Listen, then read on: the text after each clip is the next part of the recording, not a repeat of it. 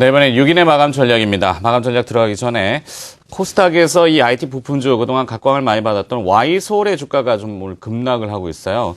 네, 이 급락하는 이유를 지금 시장에 알아보니 뭐 실적 우려감인데 사실 저희가 이제 이 라이브로 하기 때문에 생방송 중에 기업 담당자를 연결을 한번 해보면 참 좋겠는데 나중에 한번 코너를 마련해 보도록 하겠습니다. 기업 담당자 연결해서 주가가 급락하면은 이 시청자 여러분들께 알려드려야 되는 게 우선 아니겠습니까? 그 코너를 한번 추진해 보도록 할 테니까요.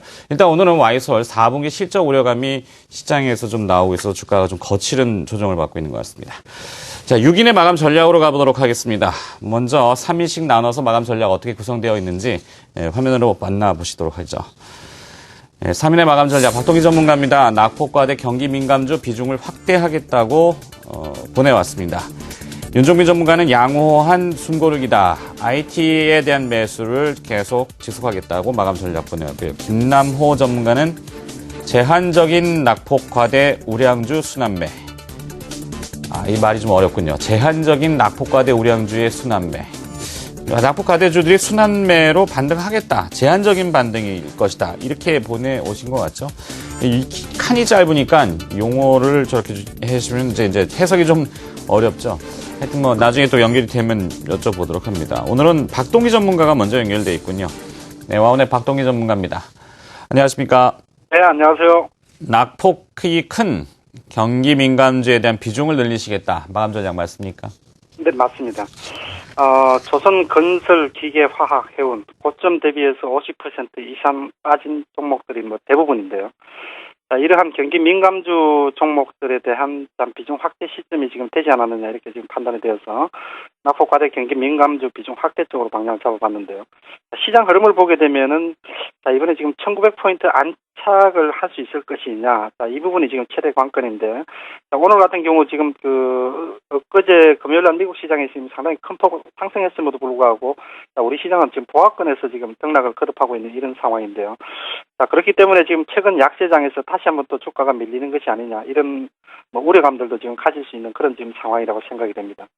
저는 그럼에도 불구하고 1900포인트에서 지지가 가능성이 높다라고 판단이 되고 뭐 일시적으로 밀린다 하더라도 지금 자리는 낙폭 과매도권에 들어와 있는 종목들 같은 경우는 매수 쪽으로 좀 대응을 해보자 이렇게 지금 판단이 됩니다. 그 근거로는 최근 들어서 지금 외국인들의 매도 기조가 일단 마무리가 되었다고 생각이 되고요. 적극적으로 지금 매수는 아직 들어오고 있는 않는 상태지만은 매도 기준은 일단 마무리가 되었다 생각이 되는데 그 저변에는 자, 미국의 연말에 지금 소비 지표가 지금 상당히 지금 호조세를 이루고 있다라는 점 그리고 중국의 PMI 지수가 13개월 만에 50을 넘었었다라는 점, 이런 점들이 저변에 지금 경기에 대해서 확신을 좀 가지고 있을 것으로 가져도 좋다 이렇게 지금 생각이 됩니다. 자, 가장 큰 지금 당장에 닥쳐 있는 가장 큰 이슈를 보게 되면은 오늘 저녁에 유로존에서 지금 그리스에 대한 지원 여부가 유로존 재무장관 회담으로 인해서 지금 결정이 되게 될 테고요. 두 번째는 이제 미국 추수감사설 끝나고 나서 오늘부터 해서 본격적으로 재정 절벽에 대한 논의가 본격화될 것이다. 이런 지금 스케줄을 지금 가지고 있는 상태인데 결국 지금 유로존 쪽의 그리스 지원 문제는 거의 지금 합의가 된 것으로 이렇게 지금 알려지고 있는 상태고요. 그리고 결국 재정 절벽 논의 이 문제도 여야 간에 큰 줄기에서 지금 합의가 된 상태이기 때문에 중간에 부분적으로 잡음이 나온다 하더라도 시장에 큰 쇼크나 충격으로 와닿지는 지금 않을 것으로 지금 보여집니다. 오히려 저점 매수에 대한 기대감, 타결에 대한 기대감이 더 커질 수 있지 않겠느냐 이렇게 지금 생각을 해봐도 좋지 않을까 생각이 됩니다. 자, 그래서 결국 최근 들어서 지금 IT 쪽이 가장 모멘텀이 크고 자, 실적 전망 다 좋기 때문에 주가 흐름도 상대적으로 가장 좋은 흐름을 지금 보여주고 있는 상태인데 결국 지금 자리에서는 IT 대형주뿐만이 아니라 조금 전에 말씀드렸던 낙폭 과대 경기 민감주, 조선 건설, 화학, 기계, 해운 같은 과매도권에 들어와 있는 종목들은 지금 바이 앤드 홀더 전략으로 가야 되는 시점이 임박했다 이렇게 지금 생각이 됩니다. 자, 관심주를 보게 되면 한 두 가지 섹터로 지금 나눠서 보게 되면은 일단 오늘은 지금 조선주를 좀 한번 사가지고 가보자 말씀을 드리고 싶습니다. 조금 전에 말씀을 드렸던 것처럼 조선주 같은 경우는 오늘 저녁에 그리스에 대한 지원 여부가 최종적으로 지금 합의가 된다면은 그동안에 지금 낙폭이 큰 상태에서 현대중공업도 20만 원 이하로 빠진 상태에서 하방 경직성을 보여주고 있는데요.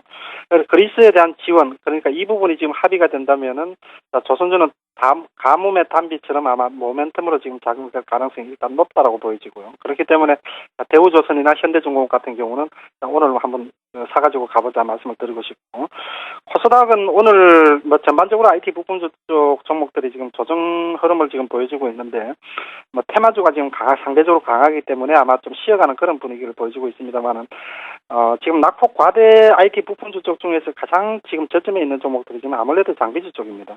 아몰레드 장비주 같은 경우는 삼성이라든지 LG 디스플레이 쪽에서 그동안에 발주가 지금 장비 발주가 지연이 되면서 주가가 3분기 실적도 저조했었고, 그렇기 때문에 주가도 지금 고점 대비해서 50% 이상씩 빠진 종목들이 바닥을 찾고 있는 그런 과정으로 보여집니다.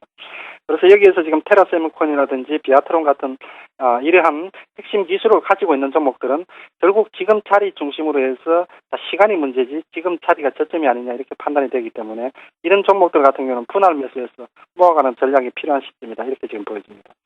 전반적으로 시장 흐름이 아직까지 추세가 돌아섰다라고 얘기는 할 수는 없겠지만은 저점을 지금 높여주고 있고 1900선 지지 가능성이 높다라는 점, 이런 점들로 놓고 볼 때 과매도권에 들어와 있는 종목들의 지금 자리에서는 우리가 주목을 해야 되지 않느냐 이렇게 보여집니다. 이상입니다.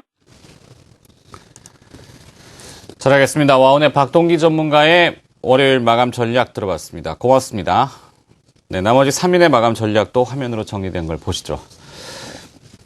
SK증권의 영업부 김춘석 부장의 마감 전략입니다. IT 매도, 거기에다가 조정이 끝난 업종 대표주를 매수하자.